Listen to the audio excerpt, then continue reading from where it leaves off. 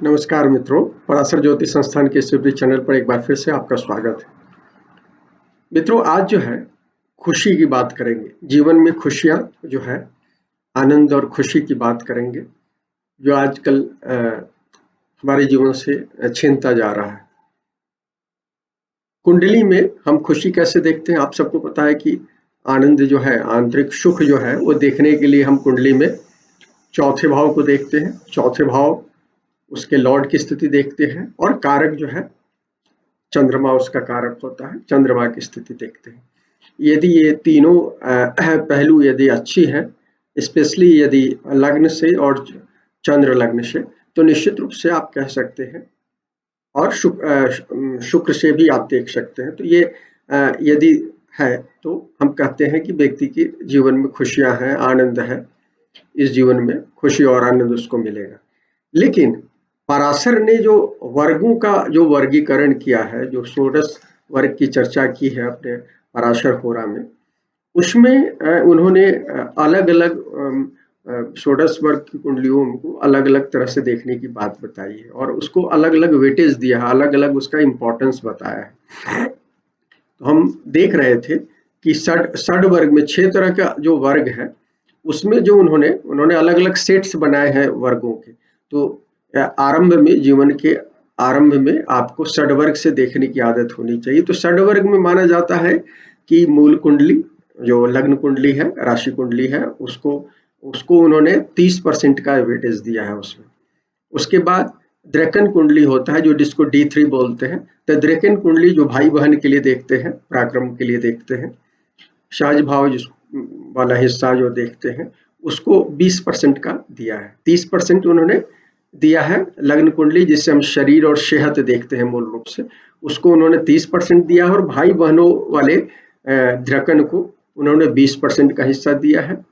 और D9 जो D9 जो नवांशा बोलते हैं, जिसको धर्म भाव भी बोलते हैं, तो उसको जीवन साथी हम देखते हैं उससे, तो उसको उन्होंने 25% वेटेज दिया है, इंपॉर्टेंस जो दिया है 25% का। षड वर्ग में उन्होंने 25% का दिया है।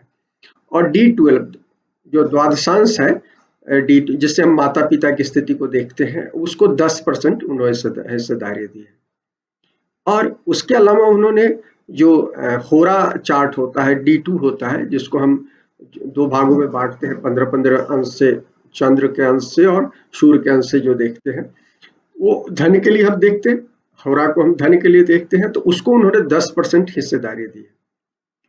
उसके अलावा उन्होंने D30 त्रिशांश जो बोलते हैं, D30 जो चार्ट होता है, जिससे हम अपने मिसफॉर्चून को देखते हैं, दुर्भाग्य को देखते हैं और जीवन के कष्टों को देखते हैं। D30 जो लोग वर्ग कुंडलियों से देखते हैं, उसको जांचते हैं, जीवन में जो कठिनाइयां आनी है उसको D30 से देखते हैं, तो उसको मात्र उन्होंने 5% हिस्सेदारी दी है।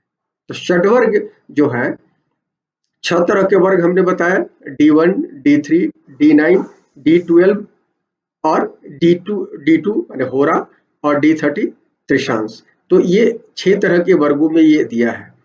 मतलब सबसे ज्यादा उन्होंने शरीर को दिया है, उसके बाद उन्होंने जीवन साथी को दिया है। माने ये बहुत इंपॉर्टेंट है। यदि आप देखिए तो 45% जो 30, 20, 50, 55% जो हिस्सेदारी है उन्होंने शरीर और जीवन साथी को दिया है। लेकिन महत्वपूर्ण इसमें है कि 20% उन्होंने सहज भाव को दिया है, माने D3 को दिया है, द्रकन को दिया है। D3 मतलब जो हमारा जो पुराना हमारा जो पारिवारिक जो थी, जिसमें हम एक्सटेंडेड फैमिली के साथ हुआ करते थे, संयुक्त परिवार हुआ करता था, उस कंसेप्ट में। और ये जो पराशर की जो किताब है, वो कलयुग पर आधारित है, ये नहीं है कि वो सतयुग और दूसरे युग पर आधारित है। तो इसमें इन्होंने उसको द्रकन को बहुत इंपॉर्टेंस दिया है।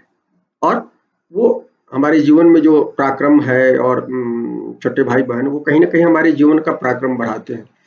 छोटे बड़े भाई बहन जो भी हमारे जो शिवलिंग्स हैं, उसका उन्होंने 20% दिया। तो ये समझने की जरूरत है कि शरीर के बाद जीवन साथी को दिया है, उसके बाद भाई बहन वाले द्रकन चार्ट को दिया है। तो द्रकन चार्ट नहीं कहना चाहिए, पराशर चार्ट की बात नहीं करते हैं, सेक्शन को दिया है, जो द्रकन वाला जो हिस्सा है, क्योंकि 30 राशियों में 3 भाग हम करते हैं, तो द्रकन आता है, तो उसको उन्होंने 20% दिया है।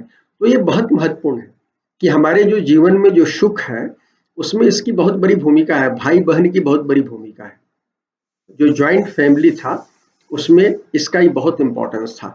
आज जो है हमारा परिवार क्या हो गया, हमने परिवार को मान लिया है केवल और केवल मियाँ बीबी और बच्चे। और देखिए षडवर कुंडली में सप्तमांश का कोई हिस्सा नहीं दिया है, D7 कुंडली को उन्होंने जगह नहीं दी है। D7 के लिए फिर आपको सप्तवर कुंडली अडॉप्ट करना होगा, ये दूसरा सेट ऑफ होगा जिसमें ये 6 जो हमने बताया है D1, D3, D9, D12, D2 और D30, इसके अलावा आपको इसमें D7 जोड़ना होगा, तब सप्तवर्ग होगा। जब बच्चे होते हैं तो, और उसमें भी हम देख रहे थे सप्तवर्ग में जो बच्चों को दिया है, पुत्र और पौत्र के लिए जो उन्होंने हिस्सेदारी वेटेज दिया है, मात्र 5% दिया है। हालांकि सप्तवर्ग का जो वेटेज है, इंपॉर्टेंस है, उसमें घट गया है। फिर जैसे यहाँ 30% है, षडवर्ग में 30% हिस्सेदारी दी है, तो वहां मात्र शरीर के लिए उन्होंने 25% हिस्सेदारी दी है। और भाई बहनों के लिए उन्होंने घटाकर 5% घटाकर 20% से 15% कर दिया है। और जीवन साथी को तो हाफ कर दिया है, 25% से 12.5% कर दिया है। और माता पिता का परसेंटेज जो षडवर्ग में 10% था उसको बढ़ाकर 22.5% कर दिया है। और पुत्र पौत्र को मैंने बताया कि 5%। यहाँ जो उन्होंने D30 षडवर्ग में 5% किया था उसको 10% कर दिया है, और D2 को यथावत 10% रखा है।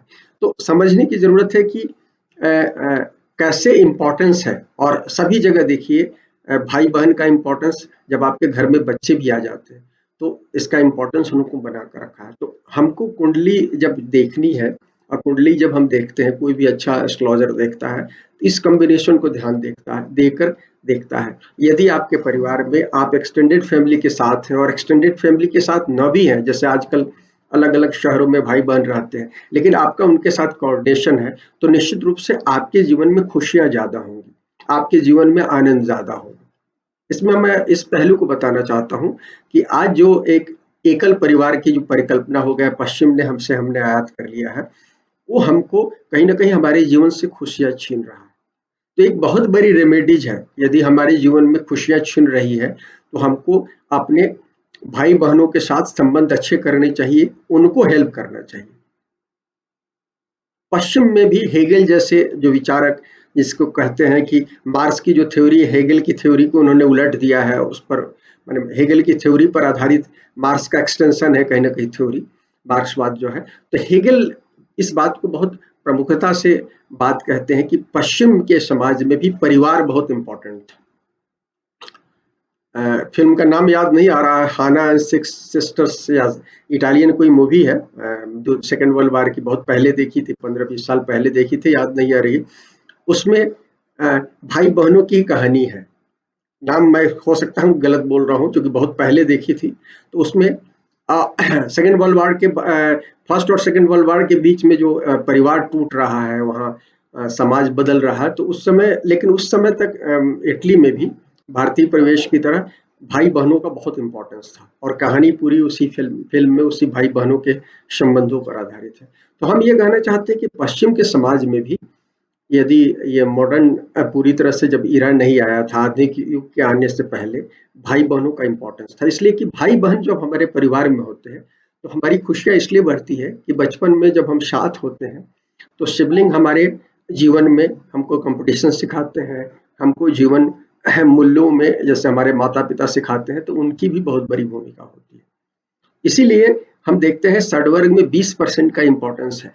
और ये इंपॉर्टेंस आप देखिएगा मध्यकाल तक, जब सप्तवर्ग या 10 वर्ग में भी इंपॉर्टेंस, हालांकि मैं 10 वर्ग की चर्चा नहीं करने जा रहा हूँ, और 16 वर्ग तक की कभी अगली वीडियो में चर्चा करूंगा। मेरा तो मूल मकसद ये है बताना कि हमारे जीवन में जिन जिन लोगों की कुंडलियों में खुशियां छिन रही हैं, उनको अपने भाई बहनों के जीवन में झांकना चाहिए, उनके साथ संबंध अच्छे करने चाहिए, उनको मदद करनी चाहिए। यदि अपने भाई बहनों को आप मदद करते हैं तो निश्चित रूप से उनसे मदद लेते हैं, जब आप मदद करेंगे तो उनसे मदद भी होगी। तो आप यदि उनके साथ यदि संबंध अच्छे करेंगे तो निश्चित रूप से आपके जीवन में खुशियां बढ़ेंगी। तो कुंडली का एक बहुत बड़ा ये पार्ट है। यदि पराशर के वर्गीय ये जो वर्ग जो है वर्क जो वर्क कुंडली आजकल लोग कहते हैं, वर्क कुंडली को यदि देखिए तो इससे आपको समझ में आता है कि जिसमें षडवर्ग और सप्तवर्ग 2 वर्गों के आधार पर हमने बताने की कोशिश की आपको कि D3 द्रकन जो है चार्ट देखना और उस आधार पर कि आपको, इसलिए जो लोग अच्छे एस्ट्रोलॉजर हैं वो देखते हैं द्रकन की। और मैं B.S. राव की किताब, मैंने बी सूर्यनारायण राव जो B.B. रमन साहब के दादाजी थे, उनकी किताबों में द्रकन सबसे पहले उसके इम्पोर्टेंस को समझा था बहुत पहले। द्रकन जो चार्ट है उसमें यदि आपकी कुंडली में द्रकन चार्ट यदि अच्छा है तो निश्चित रूप से तीसरा भाव आपकी कुंडली मेन कुंडली का और द्रकन चार्ट अच्छा है तो निश्चित रूप से आप मानकर चलिए कि आपका पराक्रम अच्छा रहेगा, आपके भाई बहनों से अच्छे संबंध होंगे और आपके जीवन में जो खुशियां हैं, आनंद है जीवन का, वो बढ़ जाता है। तो इस परिप्रेक्ष्य को समझने की जरूरत है। एक रेमेडीज के रूप में मैं इस वीडियो को आपको प्रेस्क्राइब करता हूँ कि हमें जिन लोगों के जीवन में भाई बहनों का इंपॉर्टेंस खत्म हो गया है, उनको फिर से एक पोस्ट कोविड काल में हमको ध्यान रखना चाहिए, अपने भाई बहनों से, अपने जमीन से जुड़ना चाहिए और अपने इस सुख को बढ़ाने के लिए भाई बहनों का जुड़ना कहीं ना कहीं एक इम्पॉर्टेंट फैक्टर है। मित्रों, फिलहाल इतना ही। अगले वीडियो में यदि कुछ इससे इस पहलू पर और कुछ मैं प्रकाश डालूंगा, इससे संबंधित कुछ बातों पर, अगली 10 वर्गीय और 16 वर्गीय कुंडली को आधार बना करके कैसे इसको समझने की जरूरत है। फिलहाल इतना ही। अगर ये वीडियो पसंद आए तो लाइक करें, शेयर करें, चैनल को सब्सक्राइब करें। शुक्रिया मित्रों।